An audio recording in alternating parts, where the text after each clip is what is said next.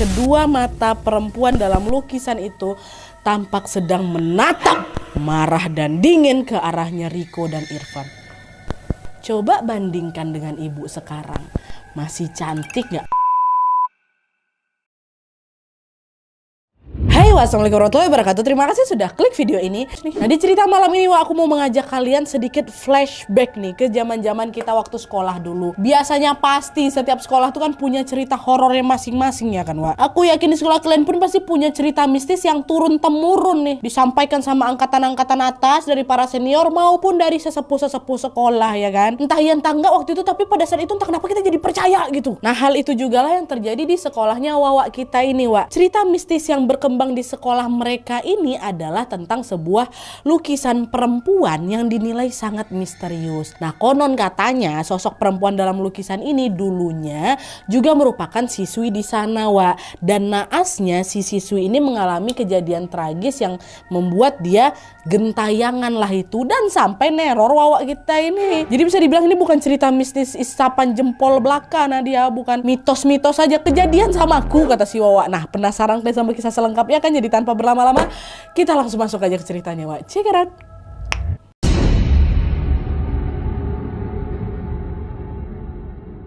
Oke, Wak, jadi kisah yang aku sampaikan malam ini dikirim sama Wak kita yang namanya Irfan dari Sulawesi Selatan. Halo Irfan. Nah, jadi Wak, pengalaman yang dialami sama Irfan ini terjadi pada saat dia masih kelas A3 SMP di sebuah sekolah negeri di salah satu kabupaten yang ada di Sulawesi Selatan. Dan FYI, pada saat mengirimkan kisah ini Irfan udah kuliah, Wak. Kita doakan sama-sama semoga studinya Irfan lancar-lancar aja ya. Nah, lanjut lagi. Jadi nih ceritanya, pada saat itu Irfan ini baru saja selesai ujian kenaikan kelas dan akan segera berganti ke semester baru kan. Nah, karena udah mau ganti semester baru ini, Wak, sesuai peraturan sekolahnya si Irfan, seluruh siswa-siswi diwajibkan meminjam buku paket ya.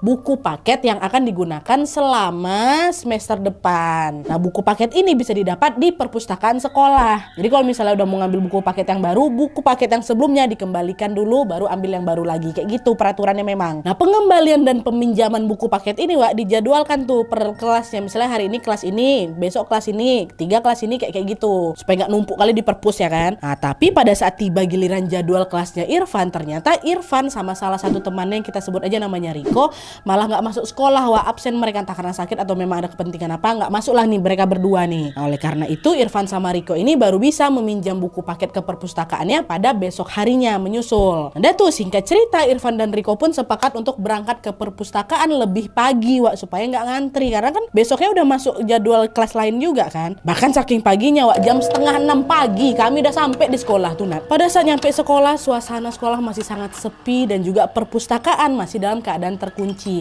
Akhirnya selagi menunggu Bu Ajeng datang, Bu Ajeng nih guru piket yang memang menjaga perpus, Irfan sama Riko ini pun duduk berdua lah di depan perpustakaan gitu sambil ngobrol-ngobrol ringan. Waktu itu niat aku iseng aja, Nadia, aku nyeletuk lah kata si Irfan kan, apa Riko, kok tahu nggak di dalam perpus itu ya, tepat di atas rak buku bagian belakang ada loh lukisan perempuan misterius. Seram kali dia, weh, tatapan matanya kosong. Iseng aja aku ngomong kayak gitu biar ada obrolan yang agak gimana gitu kan kata si Irfan. Nah, mendengar celetukan Irfan, Wak, tanpa diduga-duga Riko temannya ini malah menjawab dengan serius. Riko bilang, aku tahu kok siapa perempuan itu, Wak. Sebenarnya dia meninggal bunuh diri loh di tempat ini, kata si Riko. Mak, dijawab serius, Wak. Jangan bercanda kok Riko, itu cuman mitos aja tuhnya, kata si Irfan. Gak percaya si Irfan. Aku gak bercanda, Wak. Mama aku tuh alumni sekolah sini loh. Mamaku sendiri yang bilang kalau lukisan itu udah ada sejak lama dan perempuan yang ada dalam lukisan itu dulunya adalah siswi di tahun 1997. Satu angkatan sama mamaku, kata dia. Oh, mamaku juga yang bilang kalau perempuan tuh meninggal bunuh diri, Wak. Kalau emang kayak gitu, terus kenapa ya nggak pernah ada yang bahas soal itu di sekolah, kata si Irfan. Entahlah, aku juga nggak tahu, tapi katanya dulu pernah ada, Wak, siswa yang nyebarin cerita tentang perempuan ini di Facebook. Nah, tiba-tiba, Wak, malam dia meninggal loh, kecelakaan. Mungkin gara itu juga orang-orang jadi takut dan milih diam aja, kata si Riko. Irfan dan Riko pun terus membahas kisah tentang si perempuan dalam lukisan itu di depan perpus ini, Wak. Saking fokusnya mereka ngobrol sampai-sampai mereka nggak sadar kalau Bu Ajeng, si penjaga perpus ini, udah datang. Dengan ramah Bu Ajeng menyapa mereka, loh, kalian sejak kapan di sini? Bukannya kelas baru mulai jam 7.15, kata Bu Ajeng kan. Nah, Riko sama Irfan kaget dengan kedatangannya Bu Ajeng, Wak. Refleks mereka jawab, Bu Ajeng. Iya nih Bu, kami sengaja berangkat lebih pagi soalnya mau minjam buku paket yang baru. Kemarin kami nggak masuk. Oh alah, sebentar. Ibu buka dulu perpustakaannya ya, kata Bu Ajeng. Bu Ajeng pun segera mengeluarkan kunci dari dalam tasnya. Dan setelah pintu terbuka, Bu Ajeng pun menyuruh Irfan dan Riko untuk masuk ke dalam. Masuk, kata dia. Nah, sesampai di dalam perpustakaan, Irfan dan Riko pun langsung bergegas mengambil buku-buku paket yang memang mereka butuhkan itu. Dan bersamaan dengan itu juga, Bu Ajeng tiba-tiba ngomong kayak gini. Aduh, jarang loh ibu lihat ada siswa datang ke sekolah jam segini. Rajin ya kalian, kata Bu Ajeng. Irfan jawab, iya Bu, kalau datang jam 7 takutnya nanti ngantri. Oh gitu. Dulu ada juga loh murid yang selalu datang pagi-pagi kayak gini, tapi udah lama, sekitar tahun 1997. Dia dulu sahabat dekatnya ibu, kata Bu Ajeng kayak gitu. 97, cewek, siswa rajin. Oke, diam dulu aku tuh Nat. Walaupun sebenarnya di saat Irfan mendengar kata-kata itu, Irfan udah agak ngerasa aneh Wak. Kenapa? Gak usah lah soal yang 1997 itu ya. Dari awal aja nih Wak ya, Irfan ini udah tahu Bu Ajeng ini adalah tipikal guru yang cuek, pendiam. Baru kali ini Nadia aku tengok Bu Ajeng nih tiba-tiba mau bercerita, tiba-tiba mau menyapa kami. Dia nih cuek Nat. Kok tumben ibunya ngajak cerita ya. Oke lah gitu. Dan untuk menghargai cerita Bu Ajeng, Irfan jawab, oh yang perempuan tadi itu sahabatnya Bu Ajeng ya. Terus sekarang dia di mana Bu? Kata si Irfan. Yang temannya Bu Ajeng yang suka datang pagi-pagi yang dia bilang tadi itu. Bu Ajeng jawab, dia udah tamat sebenarnya, tapi dia ada di sini kok, kata Bu Ajeng. Oke. Jawaban Bu Ajeng itu tiba-tiba langsung bikin bulu kudu aku dia zrut aja langsung, padahal pagi-pagi loh itu. Pas dia bilang dia ada di sini kok, wah, langsung merinding sepada badan, kata si Irfan. Entah kenapa perasaan aku tuh udah mulai nggak enak tuh Nat, kan. Irfan pun langsunglah buru-buru mengambil semua buku paket yang dia butuhkan supaya dia bisa segera pergi keluar dari perpus ini, Wak. Tapi pas dicek lagi ternyata masih ada tuh satu buku paket aku yang kurang, dan buku paket itu berada di rak paling belakang, tidak jauh dari lukisan si perempuan misterius itu. Alah, kurang satu pula ada di belakang nih. Udah cepat aja lah aku ambil, katanya. Nah, pada saat Irfan sedang mengambil buku di rak belakang ini, Wak, Riko, kawannya tadi itu kan berdua mereka kan, tiba-tiba datang ngampirin si Irfan. Riko nunjuklah ke lukisan si perempuan itu sambil bilang, Van, tengok Van, itu loh lukisan tuh, seram kan, kata si Riko. Alah, si anak nih udah tahu aku lagi merinding sebadan-badan. Belum sempat Irfan menjawab apa-apa, Wak, seketika mereka dikejutkan dengan kemunculan Bu Ajeng yang tiba-tiba sudah berdiri di samping mereka. Bu, kalian ngomongin lukisan ya? Emang kalian tahu dia itu siapa? Kata Bu Ajeng tiba-tiba gitu, Wak. Mendengar pertanyaan Bu Ajeng dengan kikuk, Riko, temannya si Irfan bilang, Bu, enggak. Saya nggak tahu tuh perempuan itu siapa. Tapi mama saya sempat pernah cerita, Bu. Katanya perempuan itu dulu teman satu angkatan sama mama saya. Kata Riko kan memang itu. Ya Riko bilang sama si Irfan juga kan, Wak. Nah, waktu dengar Riko ngomong kayak gitu, Bu Ajeng sempat terdiam bentar. Terus tiba-tiba Bu Ajeng tersenyum. Dia bilang gini, oh iya, mama kamu Dahlia ya? Loh, kok Bu Ajeng bisa tahu mama saya? Kata Riko. Oh, Bu Ajeng kan satu angkatan sama mama kamu. Terus mama kamu tahu apa lagi tentang ibu? Katanya, ya Allah, kalian enggak sih, Wak? Enggak kan? Kok Bu Ajeng nanyanya apalagi yang mama kamu tahu tentang ibu? Kan tadi mereka bahas perempuan yang ada di lukisan kan, Wak? Bukan lagi bahas Bu Ajeng nih. Di momen itulah Nadia, aku sama Irfan, aku sama Riko dah lah itu deg-degan, udah gak keru-keruan lagi kami. Irfan pun langsung refleks menarik tangannya Riko buat ngajak dia keluar. Tapi Wak, belum sempat mereka kabur dari perpus ini, tiba-tiba secara mengejutkan Bu Ajeng ini ngomong lagi. Kenapa kalian jadi takut gitu sih? Padahal tadi kalian serius sekali ngomongin ibu di luar. Coba itu lihat dulu ke atas. Ibu dulu waktu masih muda cantik nggak? Katanya ucapan Bu Ajeng itu Nadia terdengar macam kami tuh kayak langsung dihipnotis. Entah kenapa di saat yang bersamaan, kan harusnya kami kabur aja kan, ini nggak tahu kenapa. Di waktu yang bersamaan tubuh aku sama Riko ini, Wak, mendadak kaku, nggak bisa digerakkan. Dan anehnya di luar kontrol kami, secara tidak sadar Irfan sama si Riko ini, Wak, betulan ngedongak kepala yang menatap lukisan perempuan yang lagi dipajang tua sesuai dengan arahannya Bu Ajeng ini. Dan setelah mereka menatap lukisan itu, Wak, secara mengejutkan kedua mata perempuan dalam lukisan itu tampak sedang menatap marah dan dingin ke arahnya Riko dan Irfan. Apa nggak langsung bergetar ketakutan kami tuh Nadia. Kami nengok loh, nggak bisa bergerak tapi badan nih. Dan di tengah perasaan yang makin nggak karu-karuan itu, tiba-tiba lagi Bu Ajeng ini bilang, coba bandingkan dengan ibu sekarang.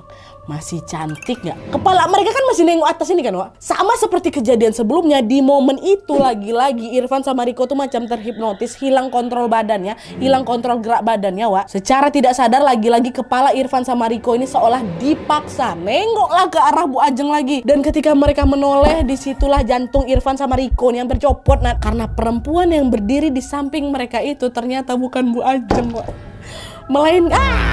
Melainkan seorang perempuan dengan seragam putih biru, seragam SMP yang tampaknya usang kali. Dan yang membuat mereka ketakutan adalah wajah perempuan itu, Wak. Bayangkan sama kalian ya, wajah perempuan itu hancur, lehernya itu macam terpatah maksimal, hidung sama mata ya terus-terusan mengeluarkan darah segar kayak gitu deh. Astagfirullahaladzim, Allah, itu aku udah nggak bisa bersuara lagi, nggak bisa lagi teriak. Nadia pingsan, kami langsung pingsan di tempat Irfan sama Riko. Bayangkan sama kalian, susah-susah palaku udah.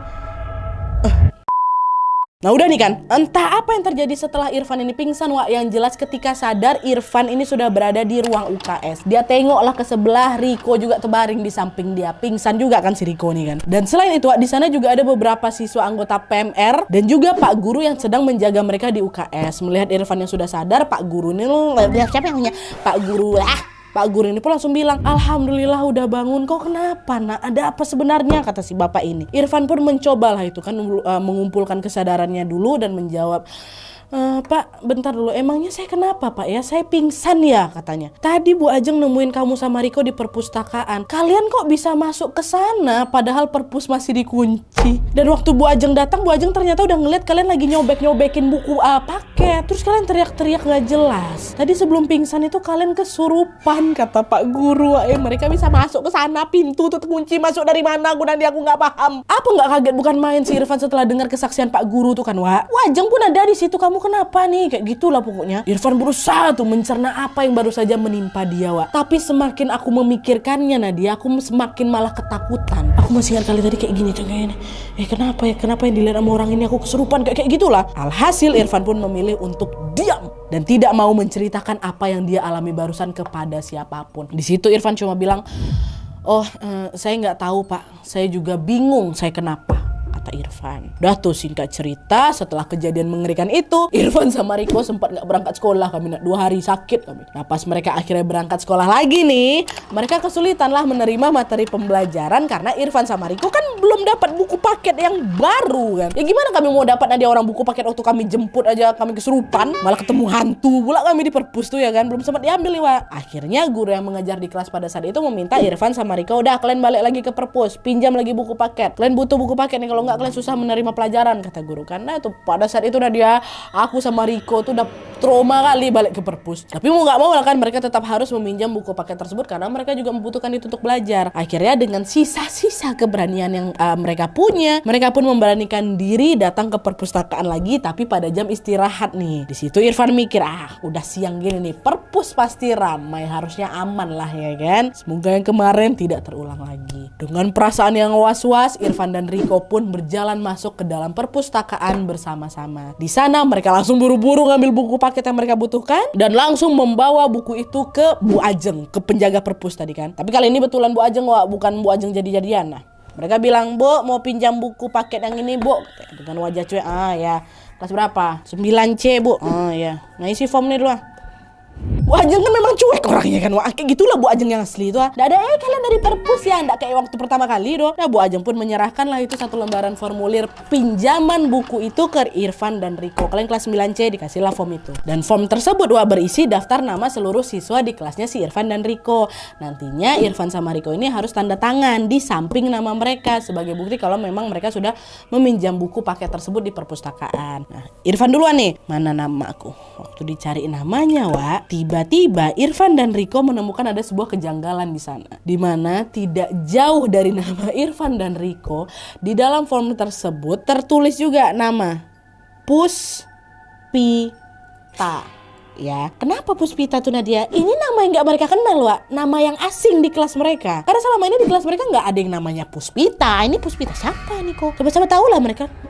Kok kok tiba-tiba muncul nama ini? Meskipun mereka merasa aneh dan heran dengan nama tersebut, Irfan sama Riko memilih untuk udah nggak usah ambil pusing. Cepat kau tanda tangan, cepat juga kau keluar dari perpustakaan ini. Irfan pun langsung buru-buru mengisi form dengan mencatat nomor buku yang dia pinjam dan juga menambahkan tanda tangan di sana. Irfan pengen kali itu cepat-cepat pergi dari perpus, Wak. Begitu juga dengan Riko nih. Tapi belum sempat mereka keluar dari sana, Wak. Mereka tiba-tiba dikejutkan dengan suara benda jatuh dari arah belakang perpus tuh. Brak, kencang kali Nadia. Waktu kami tengok, bisa kalian tebak apa yang jatuh tuh?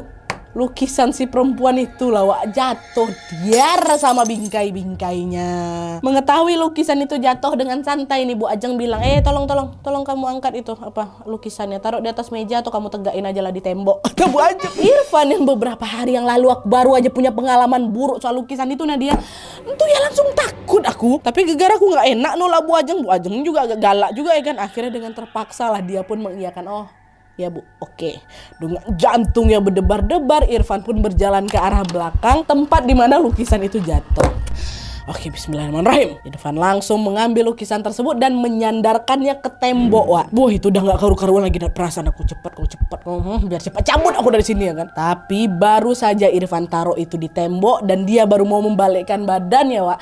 Tepat pada saat itulah mimpi buruk yang dia khawatirkan akhirnya terjadi. Di mana secara mengejutkan, suasana perpustakaan yang semula ramai kan tadi jam istirahat kan, mendadak sepi Nat. Bahkan perpustakaan yang tadinya terang benderang, orang masih siang kok, tiba-tiba gelap gulita. Aku merasa seperti waktu aku balik badan itu, Nadia, aku udah ada di dunia yang berbeda.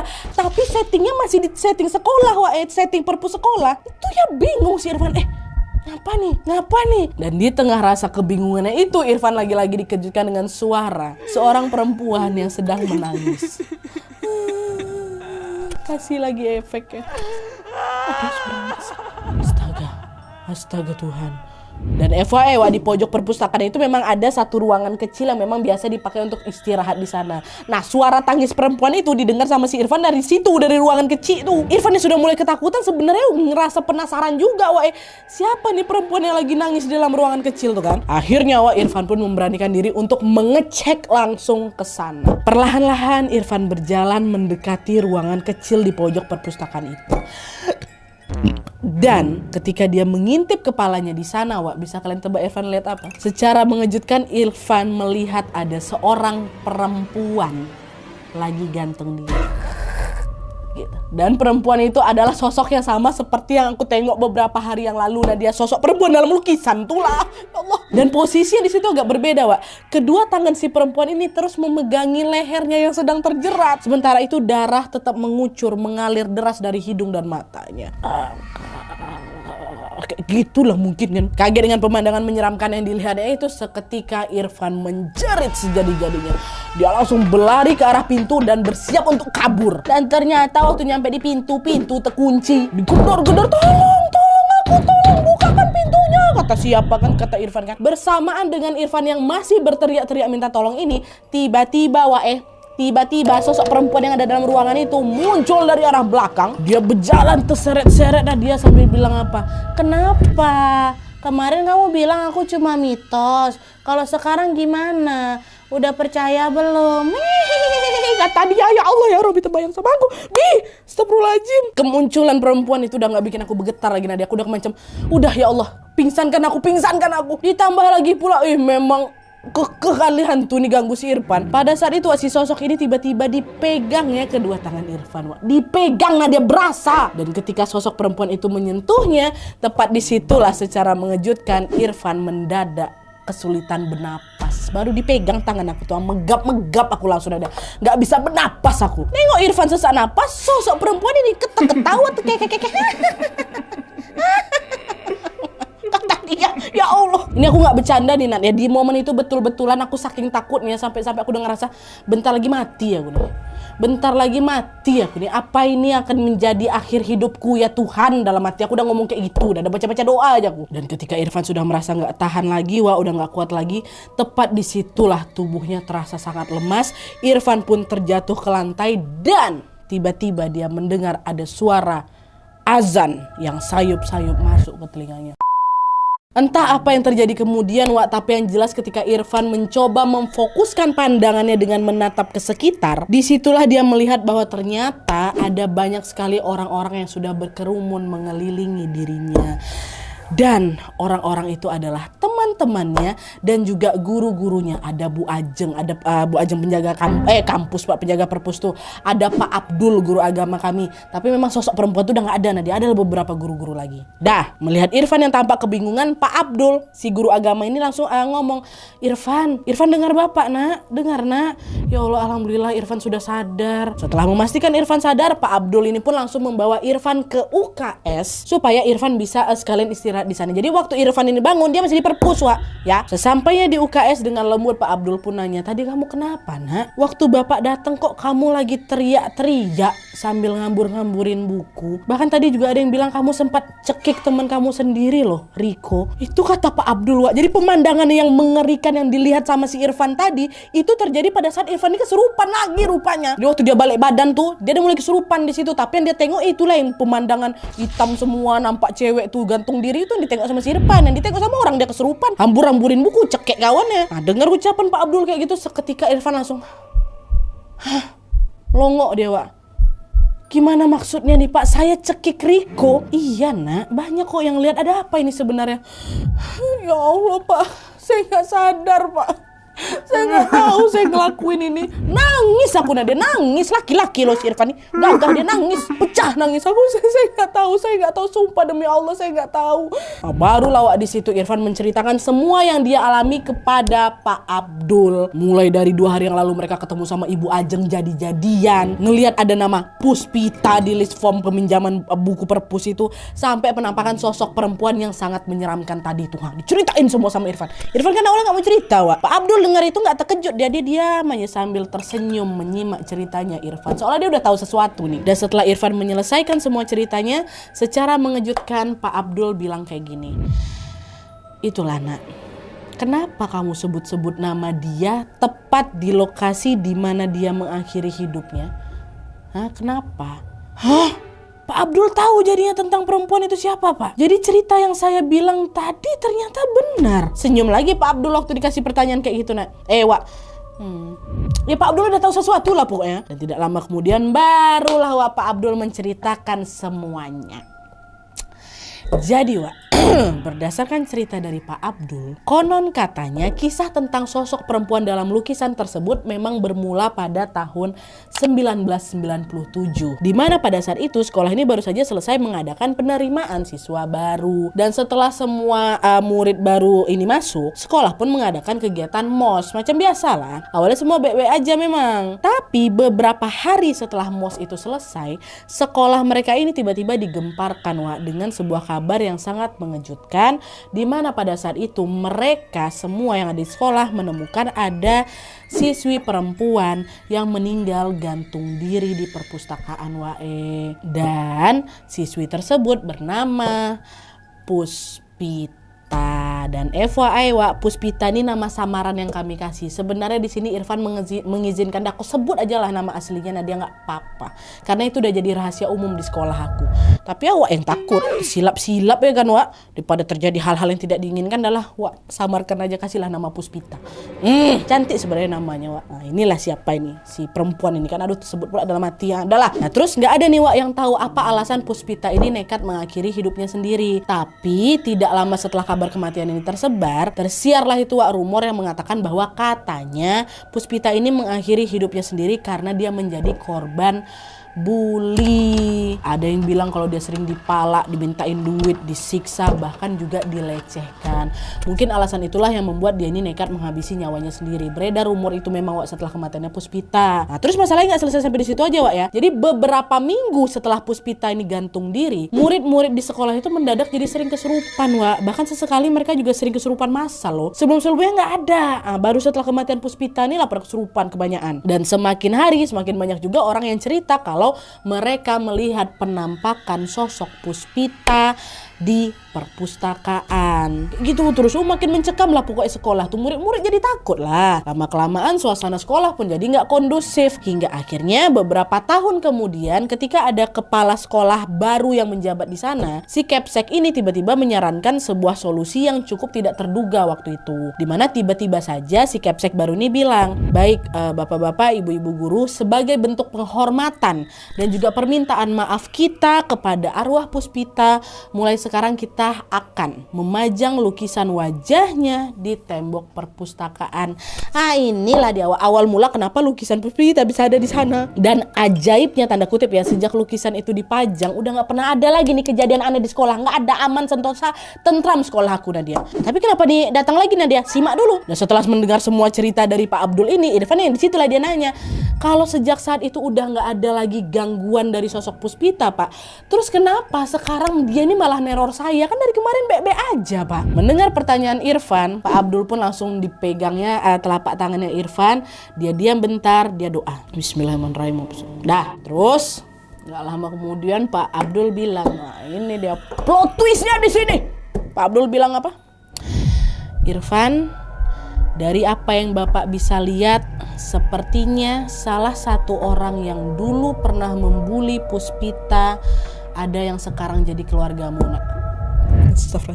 Astagfirullahaladzim, merinding aku. Astagfirullah, Pak. Terus saya harus gimana, Pak? Saya nggak mau diteror kayak gini, Pak. Saya nggak tahu apa-apa tentang masalah ini, Pak. Takutlah, panik aku, nak. Awak nggak tahu apa-apa. Salah satu keluarga aku ternyata dulu pernah bully dia, kan? Bukan salah aku. Sudah, nak, tenang. Nanti Bapak temani kamu sekarang pergi kembali ke perpus. Coba kamu bacakan Al-Fatihah di sana, bacakan juga ayat kursi di sana. Jangan lupa berdoa meminta pertolongan kepada Allah Subhanahu wa taala agar Puspita mau memaafkan kesalahan keluargamu di masa lalu dan agar dia mau berhenti meneror kamu. Disuruh langsung ke perpus sama Pak Abdul. Dah tuh singkat cerita kan, Irfan balik lagi lah itu ke perpus, tapi ditemani sama Pak Abdul. Nggak apa-apa lah, biarlah. Sampai di sana Irfan pun langsung menjalankan semua seperti yang diinstruksikan sama Pak Abdul tadi. Dia baca Al-Fatihah, baca ayat kursi, berdoa gitu kan. Dan ini Nadia ajaibnya doa ya, setelah aku baca itu Nadia, setelah selesai, hawa di perpustakaan itu langsung kayak normal balik. Kan sebelum kayak pengap, nggak enak kali di sana kan, langsung lempeng. Wih, enakan nih mah. Insya Allah diterimalah doaku sama Allah gitu kan. Pas itu juga tuh Pak Abdul langsung bilang, insya Allah nak, sekarang dia sudah tenang katanya. Irfan pun langsung balik lagi ke kelasnya dan melanjutkan aktivitasnya seperti biasa. Meskipun masih shock dan ketakutan, pada saat itu aku jadi merasa lebih tenang lah setelah dia berdoa di perpus lah. Dan seminggu kemudian ketika si Irfan ini balik lagi ke perpus untuk mengembalikan buku, disitulah Wak Irfan menyadari sesuatu, bahwa ternyata lukisan Puspita sudah tidak ada lagi dipajang di situ, Wak. Entah lukisannya hilang kemana, Nat. Apa mungkin juga pihak sekolah yang sengaja ngecopotin itu supaya nggak terjadi hal-hal yang tidak diinginkan. Entahlah, aku nggak tahu. Aku pun juga malas nyari tahu. Tapi yang jelas sejak saat itu sampai hari ini Irfan sudah tidak pernah lagi mendengar ada kejadian menyeramkan lagi nih, Wak, di sekolahnya yang berkaitan dengan si sosok yang ada di lukisan itu. Semoga saja Puspita betul-betul udah tenang di alam sana, Wak, ya. Amin ya robbal alamin. Aduh Irfan nasibmu lah.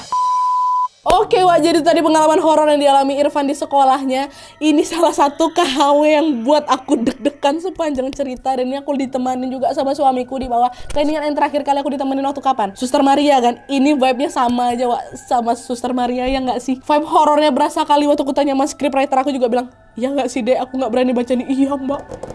Vibes-nya sama kayak Suster Maria. Dan aku juga jadi kayak ke flashback ke zaman-zaman waktu sekolah dulu tuh loh, Wak. Dan memang betul, rasa-rasanya tiap sekolah tuh pasti ya kan ada aja cerita horornya. Entah iya entah enggak, kadang kita juga percaya-percaya aja tuh. Iya tuh waktu masuk di lab, biasanya lab, di perpus, di mana gitu kan, pasti aja hawanya betul tuh nggak enak lah gitu. Kalau cerita horor yang berkembang di sekolah kalian gimana, Wak? Tulis semua di kolom komentar di bawah, Wak, ya. Dan dari cerita ini lagi-lagi kita diingatkan kalau memang kita itu hidup berdampingan dengan mereka-mereka ini. Kalau memang kita nggak bisa melihat keberadaannya, ya udah bersyukur aja. Kita tumpul itu adalah sebuah anugerah, Wak. Jangan malah nantangin pula. Kalau mereka tiba-tiba nampakin diri betul macam dia alami sama si Irfan, ya macam mana? Di depannya itu cuma mitos aja, mau nampak langsung. Dan ini juga pesan dari Irfan, Wak, supaya kita jangan takabur lah kayak gitu dimanapun dan kapanpun kita berada. Karena Allah kan juga membenci sifat takabur kan, Wak. Semoga aja lah kemanapun kita pergi Allah selalu melindungi kita semua, dan juga semoga Allah selalu memudahkan langkah kita untuk menjadi orang yang baik. Ingat Wak, gak boleh bully-bulian ya. Gak boleh. Stop bully-bulian supaya kasus seperti yang menimpa Puspita ini sudah tidak terulang lagi. Amin ya.